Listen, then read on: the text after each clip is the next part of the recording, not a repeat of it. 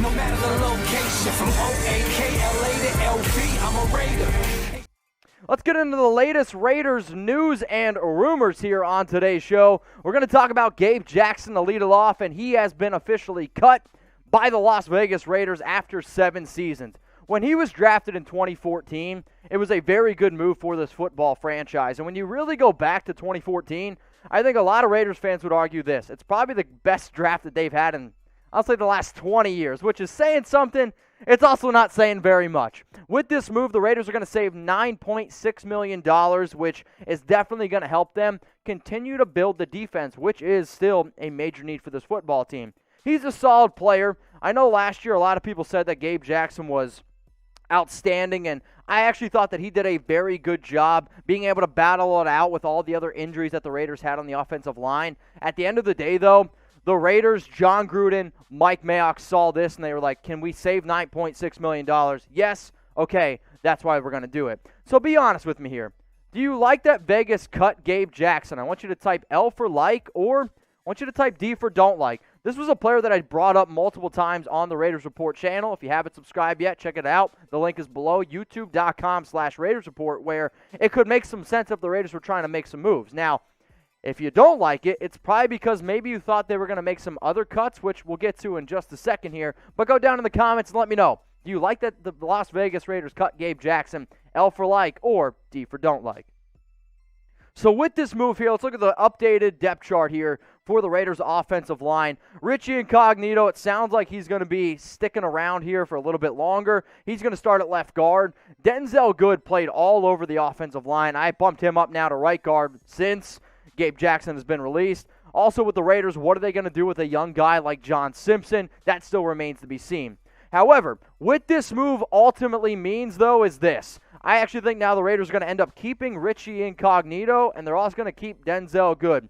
For the Raiders, you had to pick realistically between Gabe Jackson, Incognito, and Good. With all the new reports coming out that Incognito has already started running this offseason, for those of you that don't know or don't pay attention, he missed 14 games in 2020 with a foot injury / Achilles / ankle, and this is also basically coming off a year where, he just came out of retirement not too long ago. John Gruden, they're going to stick with him because he loves his intensity, he's got leadership, but the other reason why Incognito was being brought up as a potential cap cut was because he only played in 2 games, missed 14, and the Raiders could have saved $5.6 million. So the conversation was, do you keep Gabe Jackson for $9.6, or do you keep Richie Incognito for $5.6? They decided to keep Richie Incognito and move on from Gabe Jackson. The other thing is this. I actually think this also means that the Raiders are going to be bringing back Denzel Good, who will be a free agent in 2021. Carr and Gruden both called Good the team's MVP in 2020 for playing left guard and playing right tackle. As soon as a player like Incognito goes down, Denzel Good stepped right up and did a phenomenal job. Trent Brown played in only 262 snaps, which is basically equivalent to 5 games. He also played right tackle as well. Any place that this Raiders offensive line needed Good to play, he filled in and did a good job. But he was carted off in Week 16 versus the Dolphins with a pretty wicked ankle injury. And it seems like he's going to be okay. I am curious to see what type of deal the Raiders do offer Good, who made about a little over, $2 million last year. If you can bring him back for another reasonable contract, slot him in there as one of your starters, especially at right guard, I think it could be, pretty good. So if you had to cut one, what would you do? Because these were the 3 players that the Raiders ultimately had to decide from. Would you have cut Gabe Jackson, type GJ? Richie Incognito, type RI, Denzel Good, type DG. If you would have asked me this question a month ago, I probably would have said that the Raiders were probably going to move on from Incognito because they didn't know 100% if he was healthy or not. With all the new reports out that this guy is way ahead of schedule, that he's already running, and I know John Gruden likes him a lot, it actually doesn't really surprise me all that much that they decided to move on from Gabe Jackson, keep Incognito, and I do anticipate them bringing back Denzel Good. But again, if you had to cut one, GJ, RI, or DG.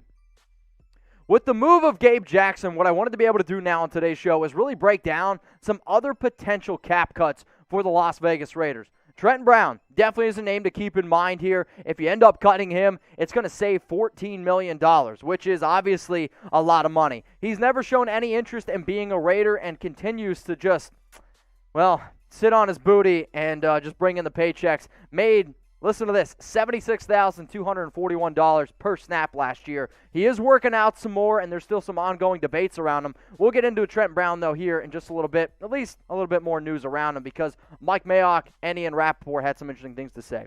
Another potential cap cut, Marcus Mariota, the backup quarterback. There's trade rumors around him. There's cut rumors around him. What exactly are the Raiders going to do? I don't anticipate him coming back, being in silver and black. However, if the Raiders do cut him, you can save $11.35 million. That's a lot of money, especially for a backup quarterback. Now, there's other teams out there that are showing interest in him because of what he did in Week 15 against the Chargers, which you guys can see right here. He was effective through the air. He was effective on the ground. But teams are really scared about his contract because he's got a lot of incentives in that deal where he can actually make up to about $22 million, sure, if he wins the Super Bowl. But let's just say Marcus Mariota gets traded to a team. They win only 6 games. You still got to pay him about $19 million. That's a lot of money, right? Now, the last player that I want to talk about here is a potential cap cut. It's Lamarcus Joyner. And often when a player like Gabe Jackson or any player from the Raiders gets cut, we'll get asked, hey, who do you think is the next guy that could get the axe? I'm going to put my money on Lamarcus Joyner, where if I was a betting man, and I am, I'm going to put my money that Joyner is going to be the next Raiders player out of the last 3 that you saw that gets the axe. If cut, the Raiders can save $8.7 million. Sure, it's going to cost $2.5 million against their dead cap, but he was brought in to be a safety, and they're trying to use him as a nickel, the Swiss Army knife type of player. The issue is the knife has been extremely dull, and he just hasn't been able to fit, whether it's with the Paul Gunther scheme or whether it's going to be the Rod Marinelli scheme. It didn't work. And I don't really know if he's ultimately going to be a great fit in the Gus Bradley scheme. So you move on from Lamarcus Joyner, you save the money, and you continue to invest it in other defensive players that, well, might actually be worth a damn. So as we were getting ready and breaking down the show here, Ian Rapoport also sent out a pretty interesting tweet about Trent Brown. It said, the Raiders have had talks about potentially dealing tackle Trent Brown. Source said, and with a few available tackles in free agency, Las Vegas has a shot. That's pretty interesting because if you would ask me, I didn't really think anybody was going to trade for Brown considering the $14 million contract. However, it also doesn't surprise me because a lot of times if you see a player who could potentially be cut, not that they're fake rumors, but smokes just starts randomly popping up here or there. With the ongoing report that there's some people inside the organization, Mike Mayock, John Gruden, and scouts as well, they don't really know what to do with Brown because when he's healthy and he's on the football field, you got to realize he is one of the best right tackles in football. The biggest issue is he has literally never shown that he has wanted to play for the Raiders. So if there's other teams out there that are like, I could get this guy for either really cheap draft capital, or when the Raiders cut him, that could be a totally different story. But with the Raiders probably moving on from Brown, like I'm about 75% sure that Brown is not going to be on the team next year, then you could see them go out and look for somebody on the free agent market.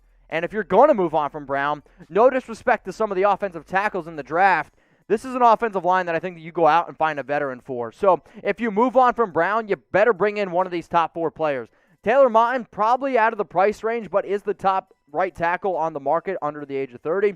Darrell Williams, Ricky Wagner, 2 interesting options, but if you're looking for maybe one of your best bang for your buck players, and you could probably get him for like $4.5 million, I think going out and bringing in Kelvin Beachum is definitely an option. Also going to cover some more Raiders news on today's show. Shout out to Trent Sieg, man. He signed a 3-year extension. So for anybody that plays Madden, they're going to be like, what? This guy, yeah, sure, you got a 28 overall in Madden, but that doesn't mean anything. And the other reason why some people are like, who the heck is this guy?